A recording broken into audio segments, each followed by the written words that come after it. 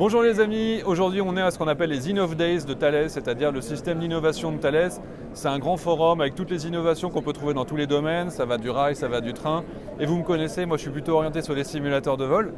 Et ils ont le système de simulateurs de vol de combat du futur qui intègre toute une partie intelligence artificielle, c'est-à-dire que notre opponent, la personne avec laquelle on est en train de se battre, va aussi apprendre de ses propres erreurs et de nos propres techniques.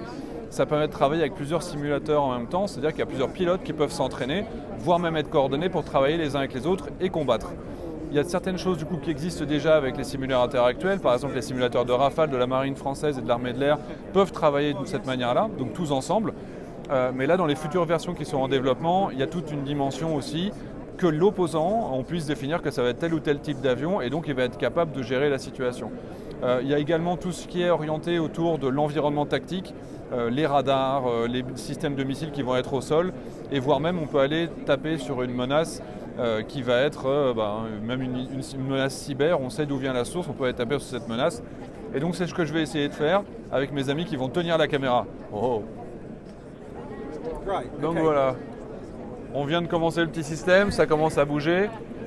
Et là-haut, je vois ma carte avec l'environnement tactique. Et donc je vois face à moi, j'ai un méchant qui arrive.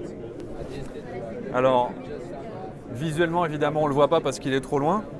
Là, on voit qu'on est sur le mode air-to-air, donc on peut différencier. On est sur le fighter, donc le chasseur de 6e génération, c'est-à-dire pour l'instant, c'est le F-35. Donc on est sur un système qui ressemble au potentiel du F-35. Alors, est-ce que je peux tirer un missile déjà? Est-ce que je vois ma cible? Allez, je vais tirer un petit missile, on va espérer que ce soit bien dans l'axe, parce que je vois que le méchant m'a déjà tiré dessus là-haut. Il y a le missile qui me fonce dessus. Donc on a une dimension visuelle qui est super intéressante, parce qu'on a un aspect, ça arrive de telle ou telle manière. Dans un vrai avion, je suppose qu'il y aurait un système de flares, c'est-à-dire un système de protection, soit avec des paillettes, soit avec des systèmes très chauds qui vont essayer de protéger l'avion pour attirer le missile. Donc là, je pense que je vais un petit peu avancer les moteurs. Hop, allez, là j'ai la puissance moteur qui est affichée ici. On peut même compenser l'avion. Il n'y a pas de retour de force comme c'est fréquemment le cas sur les avions de chasse. Parce qu'on a avec des commandes de vol électriques. Donc là, je vois le missile qui arrive. Est-ce que mon missile va toucher le méchant? Et il est passé derrière, c'est dommage. Donc mes missiles sont mauvais. Maintenant, on va voir si je vais réussir à faire une petite évasive. Donc je vais essayer de passer sur le dos quand le missile arrive sur moi. Donc le missile doit arriver sur ma droite.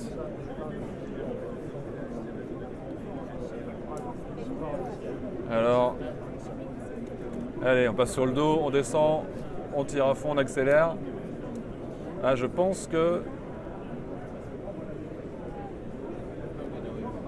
Je crois que j'ai réussi à l'éviter, mais je vois que mon opposant a réussi aussi à l'éviter. Là, je réduis les moteurs. On pique toujours. Donc la résolution est super importante. On voit qu'on est sur de la super qualité en termes graphiques. Et donc c'est vraiment des cartographies de futures générations là, qui sont en train d'utiliser avec des évolutions temps réel. Et c'est en plus, comme on est sur de la simulation, un système qui est web-based, c'est-à-dire que techniquement, il y a une évolution qui est possible très facilement du simulateur de vol puisqu'il est lié à Internet, c'est le serveur qui est connecté dans les serveurs sécurisés de Thales et ce qui permet d'avoir un environnement qui est évolutif avec plein de scénarios. Et je suppose qu'après en environnement tactique, quand les pilotes vont réellement s'entraîner, il y aura moyen aussi d'avoir tout l'environnement qui va être partagé avec tous les autres pilotes qui vont s'entraîner. J'essaie de retirer un missile parce que j'ai réussi à placer mon opposant dos à moi. Ça, c'est la technologie de missile qu'on appelle Fire and Forget. C'est-à-dire qu'on tire et en fait le pilote, théoriquement, on voit mon missile qui est parti. Théoriquement, le pilote a le droit maintenant de se dégager et de continuer son trajet, voire même partir ailleurs, faire une autre mission. Et comme on est sur des appareils qui sont censés être multi-missions, comme le Rafale par exemple, mais le F-35 aussi, c'est-à-dire que mon avion est capable de continuer une autre mission, par exemple du air to ground, donc du bombardement, alors qu'on vient de lancer un missile qui était de la défense aérienne. On va tirer un autre. Donc là, on voit mon missile ici qui est en train d'arriver. Ce qui est sympa, cette représentation. Là, je l'ai dans le dos quand même, j'espère que... Allez. C'est possible. Oui, on a gagné la guerre, les amis. Bon, c'est bon. Ah, moi j'ai pris des jets négatifs. On voit le petit impact de fumée qui est très loin là-bas. Il vient de disparaître. J'ai trop poussé sur mon manche, j'ai eu des jets négatifs. Là, j'ai les yeux injectés de sang, donc c'est pas bon du tout. Parce que j'étais en fait avec mes moteurs, j'avais pas réduit. Donc en termes de fonctionnement de base, on est avec toutes les bases du simulateur et du fonctionnement du pilotage classique. Évidemment, on est sur quelque chose qui n'est pas aussi abouti que ce qui sera déployé dans les armées quand elles vont utiliser ce type de système. Mais on sent qu'il y a un potentiel. Moi, j'avais travaillé sur les Rafales, le système de préparation de mission sur les Rafales. Donc évidemment, c'est des systèmes qui sont beaucoup plus aboutis avec des enveloppes de tir, etc. Là, pour l'instant, on est vraiment sur l'air-air, donc la guerre aérienne, la défense aérienne. Et voilà, vous voyez, quand je pousse trop sur mon manche, je prends des jets négatifs. Et c'est pour ça que les pilotes passent sur le dos pour descendre, parce que ça évite de prendre des facteurs de charge trop désagréables, parce que le facteur de charge négatif est plus difficile à vivre que le positif, où là on peut monter à 5, 6, 8, 10 G, même si c'est pas confortable. Youhou!